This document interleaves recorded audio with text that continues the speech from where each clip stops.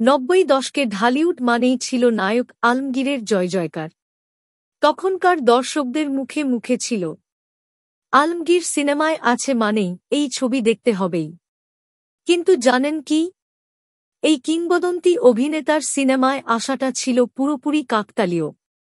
সম্প্রতি কন্যা আঁখি আলমগীর এক আবেগঘন ফেসবুক পোস্টে বাবার জীবনের সেই অজানা গল্প শেয়ার করেন। ছবিতে দেখা যায় তাদের তেজগাঁও স্টেশন রোডের এলশেপুর দাদার বাড়ি 1955 সালে নির্মিত। এখানেই আঁখির শৈশব কাটে।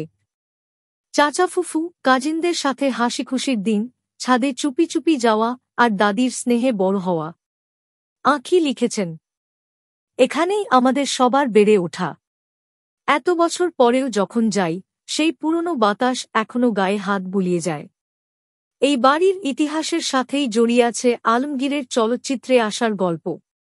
আঁখি জানান, একদিন এই বাড়ির একটি অংশ ভাড়া নিতে আসেন বিখ্যাত পরিচালক আলমগীর কুমকুম। বাড়িতে থাকা এক সুদর্শন তরুণকে দেখে তিনি মুগ্ধ হন। সেই তরুণই ছিলেন ভবিষ্যতের নায়ক আলমগীর। পরে কুমকুম আঙ্কেলের হাত ধরেই শুরু হয় তাঁর চলচ্চিত্র জীবন। 1973 সালে মুক্তি পায় আলমগীর অভিনীত প্রথম সিনেমা যুদ্ধভিত্তিক আমার জন্মভূমি। পরিচালনায় ছিলেন আলমগীর কুমকুম। এর পরের গল্প তো সবার জানা।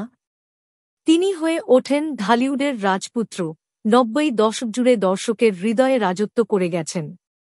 আপনাদের কি মনে হয়, যদি সেই দিন কুমকুম আঙ্কেল এই বাড়িতে ভাড়া নিতে না আসতেন, আমরা কি পেতাম এই কিংবদন্তি নায়ককে? কমেন্টে আপনার মতামত জানান। ভিডিওটি ভালো লাগলে লাইক দিন, আর ঢালিউডের অজানা গল্প জানতে চ্যানেলটি সাবস্ক্রাইব করুন।